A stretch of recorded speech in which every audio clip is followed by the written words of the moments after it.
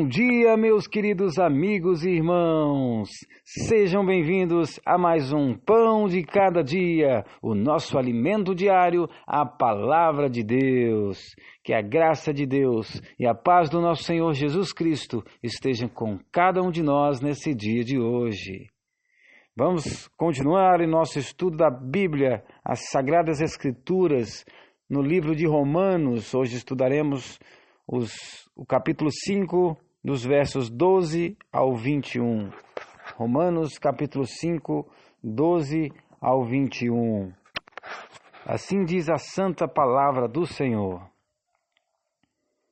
Quando Adão pecou, o pecado entrou no mundo, e com ele a morte, que se estendeu a todos, porque todos pecaram. É fato que as pessoas pecaram antes que a lei fosse concedida, mas, porque ela não existia, seus pecados não foram levados em conta. Mesmo assim, do tempo de Adão até o de Moisés, todos morreram, incluindo os que não desobedeceram a uma ordem explícita de Deus, como Adão desobedeceu. Na verdade, Adão é um símbolo, uma representação daquele que ainda haveria de vir. Mas há uma grande diferença entre o pecado de Adão e a dádiva de Deus, pois o pecado de um único homem trouxe morte para muitos. Ainda maior, porém, é a graça de Deus e sua dádiva que veio sobre muitos por meio de um único homem, Jesus Cristo. E o resultado da dádiva de Deus é bem diferente do resultado do pecado de um único homem. Pois enquanto o pecado de Adão levou à condenação, a dádiva de Deus nos possibilita a ser declarados justos diante dele, apesar de nossos muitos pecados. A morte reinou sobre muitos por meio do pecado de um único homem. Ainda maior, porém, é a graça de Deus e sua dádiva de justiça. E todos que a recebem reinarão em vida por meio de um único homem, Jesus Cristo. É verdade que um só pecado de Adão trouxe condenação a todos, mas um só ato de justiça de Cristo removeu a culpa e trouxe vida a todos. Por causa da desobediência a Deus de uma só pessoa, muitos se tornaram pecadores. Mas por causa da obediência de uma só pessoa a Deus, muitos serão declarados justos. A lei foi concedida para que todos percebessem a gravidade do pecado. Mas à medida que o pecado aumentou, a graça se tornou ainda maior. Portanto, assim como o pecado reinou sobre todos e os levou à morte, agora reina a graça, que nos declara justos diante dele, diante de Deus, e resulta na vida eterna por meio de Jesus Cristo, o nosso Senhor. Glória a Deus. Aleluia. Olha só que texto interessante. Mostra como é que o pecado nos infectou, como é que o pecado entrou na nossa carne, na nossa natureza, se tornou tão corrompente, né? E mostra que quando Adão pecou, o pecado então ali entra no mundo, né? Ali aconteceu a contaminação. A Bíblia diz que a gente se torna escravo daquilo que a gente escolhe obedecer. E Adão ali tinha duas opções. Ou ele ouvia a Deus, né, pelo mandamento de Deus, dizia, não coma do fruto. E ele tinha essa opção e tinha a opção de ser enganado, de ser enganado por Satanás. E Eva, né, foi lá e escolheu obedecer a serpente ali, mesmo Deus falando o contrário. Então se tornaram escravos do pecado, escravos de Satanás. Então a partir dali, o Adão tinha a opção de escolher obedecer a Deus ou obedecer ali a sua mulher, que se tornou uma influência, né? Caiu na lábia de Satanás, a serpente, comeu do fruto e ainda levou o fruto, levou o seu marido à desobediência. E Adão, então, por amor à sua esposa, também decide não obedecer a Deus, decide enfrentar a morte e as consequências. Então, depois dessa desobediência, o caráter de Adão foi corrompido, foi infectado pelo pecado, né? Mas antes de comer o fruto, Adão, olha só que detalhe interessante, antes de comer o fruto, Adão estava disposto a morrer pela sua esposa. Aí ele comeu o fruto, né, para morrer, estava disposto a morrer pela sua esposa ali, sofrer as consequências para não deixar a sua esposa sozinha. Eu não aguentaria viver sem essa mulher. Na verdade, ele escolheu até mesmo a mulher antes de obedecer a Deus.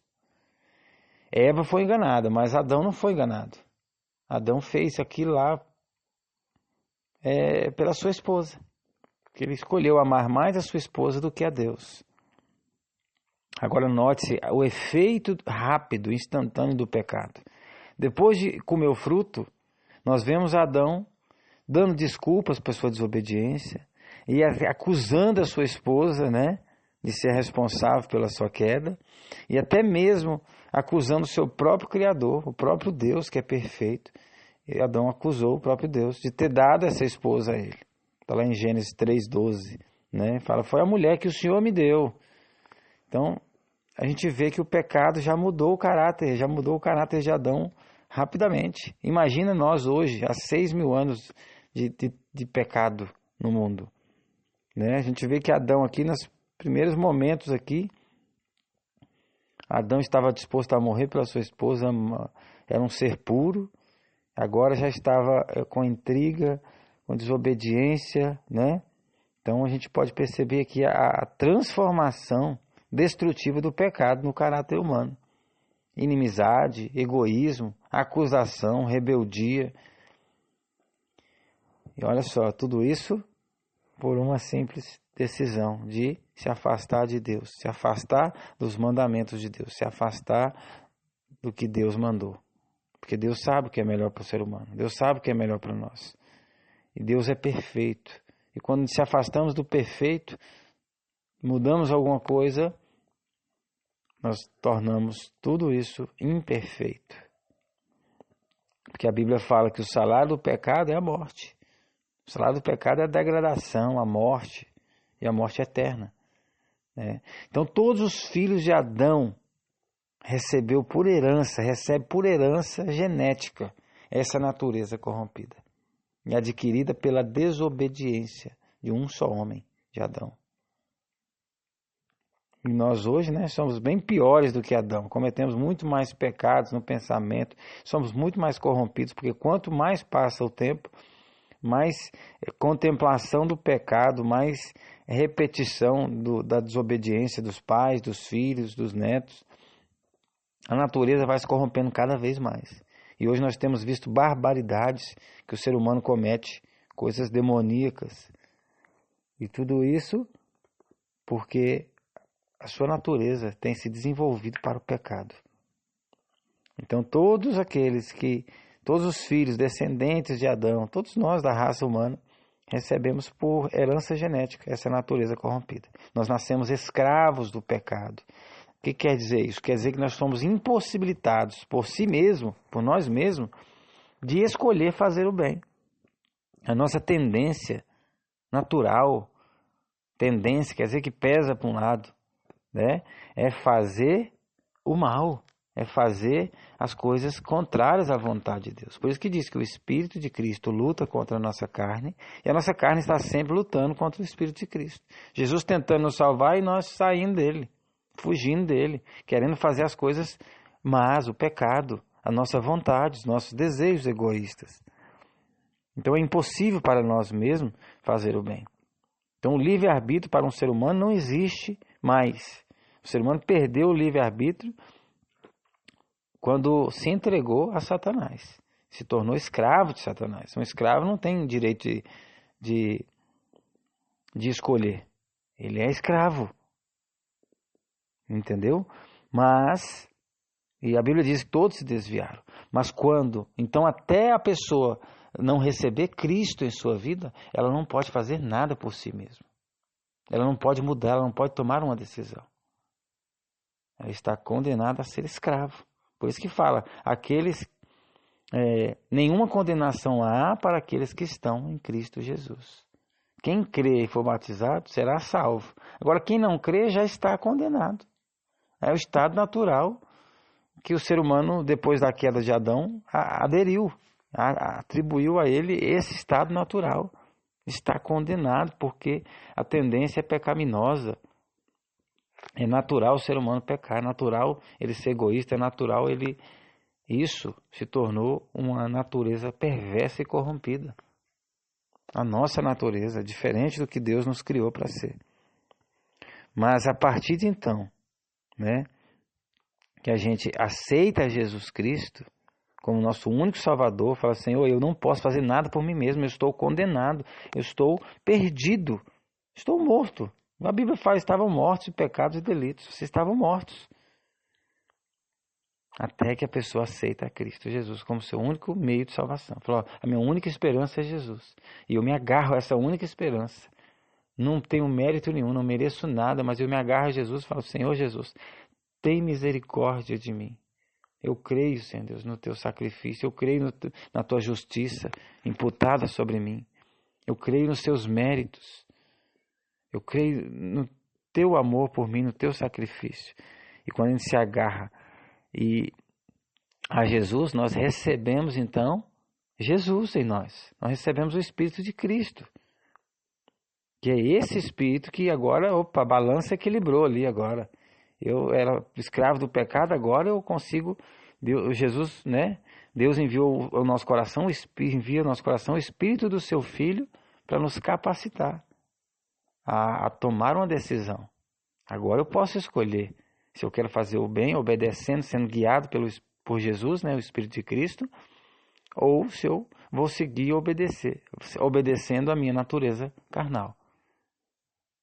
Agora sim eu tenho livre-arbítrio. Agora a balança se equilibrou quando eu creio em Jesus. É por isso a necessidade de crer em Jesus. Muitas pessoas se sentem boas, mas estão afundadas nos seus problemas, nos seus pecados, nos seus hábitos ruins, no seu caráter. Está sendo dominado pelo seu caráter corrompido e acham que estão bem, nem mesmo enxergam a sua natureza corrompida, nem mesmo enxergam o caminho de condenação que elas estão caminhando, nem mesmo enxergam a oposição que elas estão vivendo contra Deus, nem mesmo enxergam o caminho do inferno que estão caminhando. Então, quando a pessoa aceita Jesus, isso se equilibra. Eu tenho a minha natureza carnal aqui, mas eu também tenho agora a influência, o poder, o Espírito de Cristo em mim, para me capacitar a enxergar as coisas. Primeira coisa, enxergar os meus pecados, porque é Ele que nos convence do pecado, da justiça e do juízo. Enxergar o que é certo a fazer, é Ele que me guia a toda a verdade, é Jesus, o Espírito da verdade. E Ele me convence, me guia a toda a verdade e me capacita a cumprir as justas exigências da lei de Deus. Então agora eu posso tomar uma decisão, né, com sabedoria, não por instinto animal, pecaminoso, humano, que só escolhe o mal. Então eu vejo os resultados, eu vejo o Evangelho, as promessas de Deus e falo: eu não quero ser assim. Eu quero ser como Cristo, eu quero ser restaurado, regenerado como o Senhor Deus me criou. O meu Criador me criou santo, puro e perfeito. E agora eu recebo uma oportunidade de ser santificado e tornar santo de novo. Tornar justo. Tornar santo como Jesus. Livre do pecado. A Bíblia diz: o pecado não terá mais domínio sobre vós. Porque agora vocês não estão mais debaixo desse poder do pecado. Vocês estão debaixo do poder de Cristo, debaixo da graça. A graça é o poder de Cristo em nós, Cristo em nós. Então agora nós podemos obedecer. Mas infelizmente muitas pessoas rejeitam a Cristo, escolhem fazer suas vontades. Jesus mesmo diz: quer ser meu discípulo? Negue a si mesmo. Negue a si mesmo. Você não pode fazer o bem, mas você pode deixar de fazer. Você pode escolher o poder que é dado gratuitamente, é um dom gratuito. É aceitar a Cristo e receber esse poder. E a todos, essa mensagem é o mesmo direito. mesma oportunidade, a todos têm essa oportunidade. Jesus morreu para todo aquele que nele crê. Mas quem não crê já está condenado. Mas quem crê terá a vida eterna. Quem crê, Cristo promete que vai justificá-lo, vai santificá-lo e apresentá-lo diante do Pai puro, imaculado, sem pecado, livre dessa natureza corrompida. Vai esmagar debaixo da sua cruz essa natureza nossa. Matar o velho homem e criar em nós uma nova natureza, uma natureza santa, pura. Essa é a promessa de salvação, que muitos, infelizmente, rejeitam. Deus enviou o seu único Filho Jesus para pagar a dívida do homem, morrendo em nosso lugar. E tudo que nós precisamos fazer é crer em seu Filho e receber poder dele para vencer essa natureza corrompida. Eu não posso vencer. Muitos reclamam, murmuram. Deus sabe que nós não podemos. Foi por isso que ele enviou ao nosso coração o Espírito do seu Filho, para nos capacitar a tornar-nos filhos de Deus. É somente por meio de Cristo Jesus que nós podemos vencer o pecado. Então você precisa do Espírito de Cristo Jesus. O Espírito de Cristo Jesus. Deus enviou ao nosso coração não outro Espírito, não outra pessoa responsável por isso. Mas Deus enviou ao nosso coração o Espírito do seu Filho, para que por meio desse Espírito, por meio de Cristo, nós possamos chamá-lo de Abba Pai, Paizinho. É assim que nós nos tornamos filhos de Deus. É assim que nós recebemos o direito de nos tornarmos filhos de Deus. Recebemos Cristo em nós. Recebemos o Espírito de Cristo em nós. Muitas pessoas estão pedindo outro Espírito. E elas, infelizmente, nunca verão a Deus e nunca serão santificados. É somente o Espírito de Cristo que pode nos santificar. Porque é somente Ele que venceu o pecado na carne, na nossa natureza. É somente Ele que pode compartilhar a sua natureza divina, o seu poder, o seu Espírito Santo sobre nós. Para que nos capacite, nos ajude a vencer. E é isso que nós precisamos fazer, receber Jesus. Muitos têm lutado com a sua própria força, têm fracassado, muitos estão esmagados pelo pecado, escravizados, não conseguem se largar certos hábitos. Às vezes até conseguem mudar os hábitos, mas o coração ainda é aquele coração, os pensamentos maus. Jesus nos deu esse poder para vencer o pecado. Só precisa de nós largarmos de se apegar à nossa própria força e se apegar a Cristo unicamente. Não tem como você usar a sua força e usar a força e o poder de Cristo. Como que um ser humano mortal como você pode lutar contra Satanás, contra os demônios que influenciam, contra a influência do mundo, contra essa natureza interior, natureza carnal, que pesa? Você continuará escravo até que aceite a Jesus Cristo. Não há salvação fora de Jesus. Não há outro meio de salvação a não ser aceitar o sacrifício de Jesus e receber esse dom gratuito, que é o Espírito Santo de Cristo em você. Não conseguirá ser santificado. E sem santificação ninguém verá o Senhor. Então, através do Adão, o pecado e a morte, entrou no mundo. Agora, através da obediência de Jesus e o sacrifício de Jesus, obediência e sacrifício de Jesus, uma vida de obediência, ele venceu o pecado na carne, ele morreu por nosso lugar, mesmo não merecendo, mas para pagar a nossa dívida. Então nós cremos em Jesus, nesse sacrifício que foi totalmente suficiente, e crermos que a promessa de Jesus em nos santificar é fiel e digna de confiança, e confiarmos no poder de Cristo, que aquele que começou a boa obra há de completá-la até a sua vinda gloriosa, que Ele é poderoso para nos apresentar diante da sua presença puros, imaculados e sem pecado. Se nós crermos nisso, crermos no poder de Jesus na nossa vida, nós seremos justificados e santificados para a glória de Deus. Seremos apresentados puros diante do Senhor. Aí nós podemos receber a salvação e a vida eterna, a glorificação. Então, pelo crédito de Cristo, ele garante essa restauração a todo aquele que crê. Mesmo antes de Jesus vir morrer, essa dívida já tinha sido assinada por Jesus. Jesus tem crédito no céu e em todo lugar, que tudo que ele fala é fiel. E ele prometeu que morreria pelo ser humano.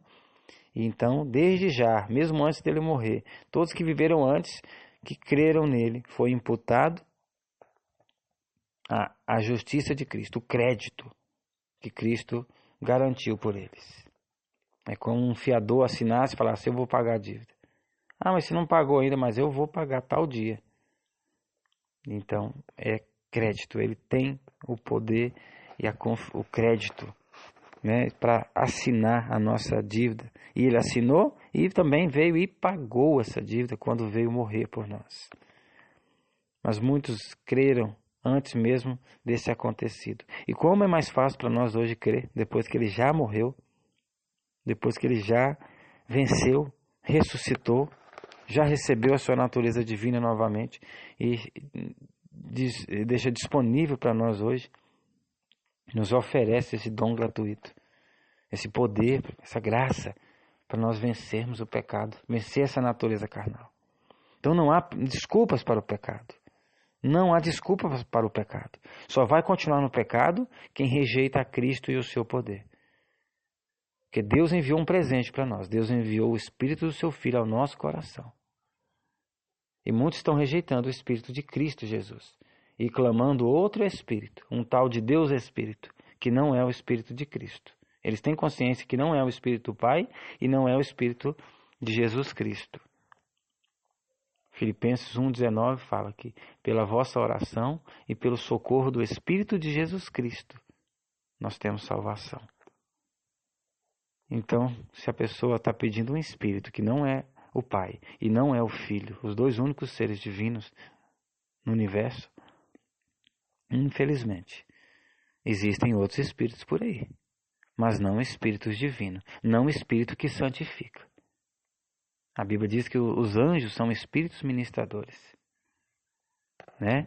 A Bíblia diz que um terço dos anjos, junto com Satanás, que também era um anjo, caiu do céu e se tornaram demônios, né? A Bíblia fala sobre espíritos malignos, disfarçados de anjos de luz, de espíritos de luz. Então nós temos que ter cuidado. Não é seguro nós invocarmos o outro espírito que não seja o próprio Espírito de Cristo Jesus. É esse Espírito que Deus enviou ao nosso coração, o Espírito de seu Filho. Quem é Filho de Deus? Jesus Cristo, seu único Filho, seu Filho unigênito. Então, se você está clamando, acreditando em um terceiro Deus, num outro Espírito, meu irmão, cuidado. Esse Espírito não pode fazer você vencer o pecado. Pelo contrário, ele vai te amortecer, adormecer, anestesiar, até que Jesus volte e você seja pego de surpresa, ainda em seus pecados interiormente, ainda se conformando com os seus pecados. Cristo quer te dar liberdade. Se o Filho vos libertar, verdadeiramente você será liberto. Mas se não há outro não pode libertar você do pecado. O espírito de Satanás está solto por aí. E lá no céu ele quis ser como Deus. Ele almejou se assentar no trono de Deus e ser considerado como Deus. E a Bíblia diz: vós sois santuários de Deus. Vocês são santuário de Deus, a qual o Espírito Santo habita em vocês. Então Satanás tem conquistado a maioria da cristandade. A maioria dos cristãos crê em um terceiro Deus, um Deus Espírito. Olha só, a Bíblia é clara em dizer que Deus enviou o Espírito do seu Filho. E elas creem que um outro Espírito vai habitar, vai sentar no trono da alma delas. Vai sentar no templo para ser adorado por elas. Vai habitar nelas. Não, meus irmãos, não deixe. Esse lugar é só de Jesus. É só do noivo. Você é a igreja, você é a noiva de Cristo. Esse lugar íntimo da sua alma, esse trono, só pode ser ocupado por Cristo Jesus e o seu Pai. Ele diz: eu e o Pai viremos e habitaremos em vocês. Eu e o Pai viremos e habitaremos em vocês. E muitos, a maioria, estão dando esse lugar, dando o lugar do trono, sentando para se assentar como Deus para Satanás, o anjo caído, o anjo que chamava Lúcifer, disfarçado num falso manto de santidade, num falso nome de Espírito Santo. Espírito Santo não é um nome, é uma qualidade de Deus o Pai e uma qualidade de seu Filho Jesus, que herdou essa mesma natureza. É a natureza do Pai, a natureza do Filho. Deus é Espírito e Deus é Santo. Deus tem um Espírito Santo. Quando eu digo, eu estou com o espírito tão abatido. Quem é que está com o espírito abatido? É outra pessoa? Não, sou eu mesmo. Quando eu falo espírito, eu estou falando da minha mente. Só que a mente de Deus é poderosa. A mente de Jesus também é poderosa, é onipotente, onisciente e onipresente. Ela pode estar em todos os lugares ao mesmo tempo. Cristo intercede por nós no santuário celestial, no corpo humano que ele venceu e foi glorificado. Que ele morreu aqui e ressuscitou. Foi ressuscitado pelo Pai. E, ao mesmo tempo, ele está no nosso coração, batendo na porta do nosso coração, cada um de nós, insistindo, nos convencendo do pecado, da justiça e do juízo, nos guiando a toda a verdade, nos mostrando que o caminho certo a seguir. Ele diz, ninguém vem ao Pai senão por mim. Ninguém vem ao Pai senão por mim. Ah, mas eu não posso ir ao Pai pelo Deus Espírito? Não, não existe Deus Espírito. Existe o Espírito de Deus. O Espírito de Deus é dele, é parte dele, é a mente dele, poderosa. Deus é Espírito, Deus é Santo. Deus tem um Espírito Santo, é a sua natureza, a sua essência. Natureza espiritual. Jesus também é Espírito e é Santo. Adquiriu uma nova natureza humana glorificada, venceu, mas hoje ele possui essas duas naturezas. Ao mesmo tempo, aconteceu a fusão aí entre o divino e o humano. Tem um corpo físico como nós, por isso é chamado de nosso irmão. Não se vergonhe de nos chamar de irmãos, né? Porque ele adquiriu essa natureza para nos salvar, para nos pescar lá do fundo do poço, lá do inferno, lá da destruição.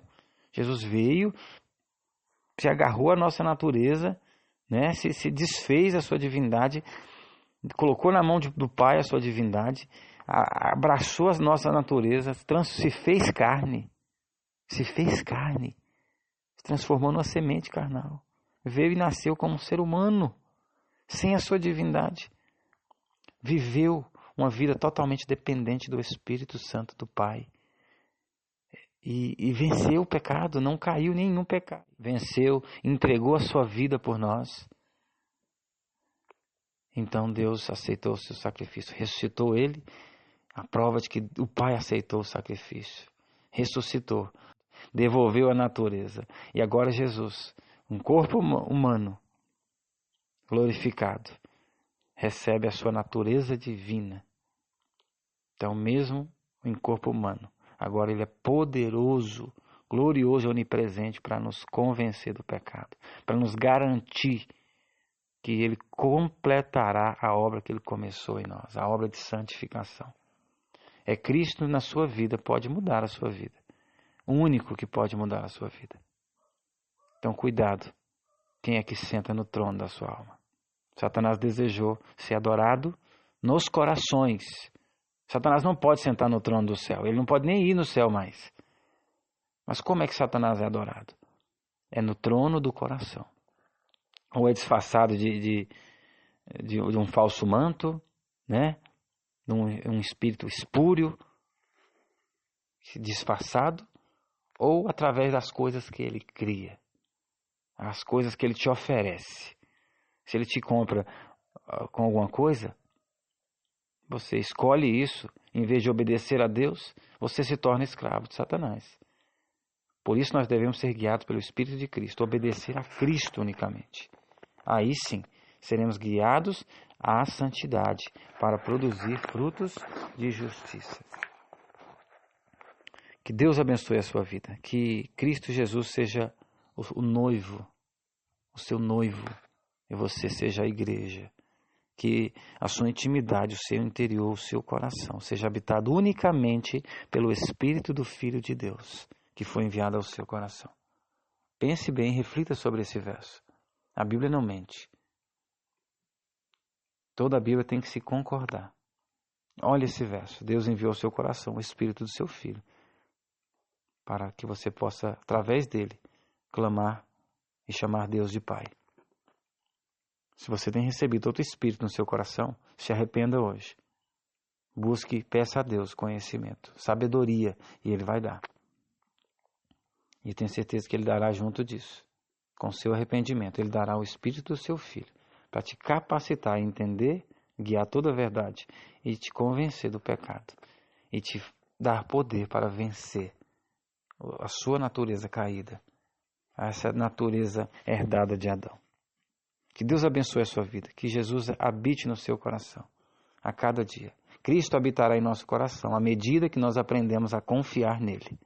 Se você confia em teólogos, confia na sua sabedoria, em livros só, e não depende de Cristo para buscar essa salvação, buscar o entendimento, buscar força para vencer o pecado, infelizmente vai ficar difícil ele habitar no seu coração.